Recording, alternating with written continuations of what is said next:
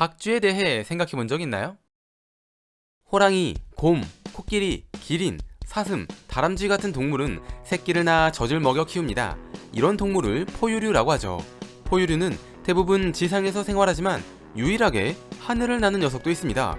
어두운 곳에서 주로 생활하며 초음파를 사용하는 것으로 알려져 있는 박쥐가 바로 그 녀석입니다. 박쥐는 정말 특이하게 거꾸로 매달려 생활하는 것으로 잘 알려져 있기도 하죠.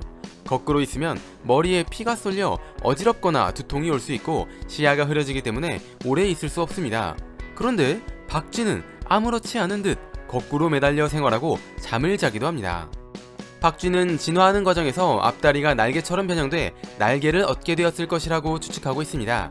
박쥐의 비행 능력은 굉장히 좋은 편이지만 깃털로 뒤덮여 있는 새의 날개에 비해 박쥐의 날개는 얇은 막으로 이루어져 있어 날개가 가지는 힘 자체는 많이 약한 편이라고 합니다.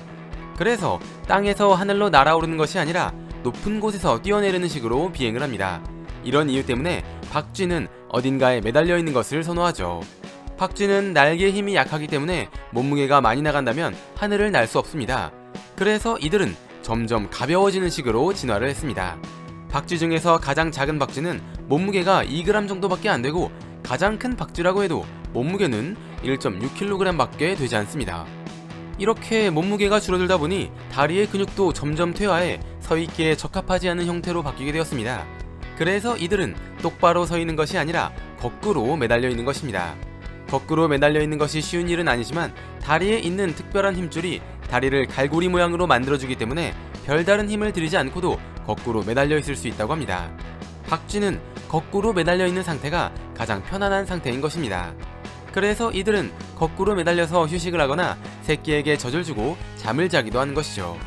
하지만 그렇다고 해서 똥이나 오줌까지 거꾸로 싸는 것은 아닙니다. 박쥐의 항문은 꼬리 쪽에 위치해 있기 때문에 거꾸로 매달려 쌀 경우 얼굴로 똥이나 오줌이... 박쥐의 날개는 앞다리가 진화한 것이기 때문에 날개 쪽에 갈고리 모양의 발톱이 남아 있습니다. 이것을 이용해 똑바로 매달린 뒤 똥이나 오줌을 싼다고 합니다. 박쥐는 어둠 속에서 주로 활동하고 까만 모습에 무서운 얼굴을 하고 있는 데다 질병을 옮기기 때문에 안 좋은 이미지를 가지고 있지만 해충, 특히 모기를 많이 먹기도 하고 꽃가루를 옮기기도 하며 이들의 똥은 동굴 생태계에 아주 중요한 역할을 하기 때문에 대체 불가능한 이로운 동물 중 하나로 평가받고 있습니다.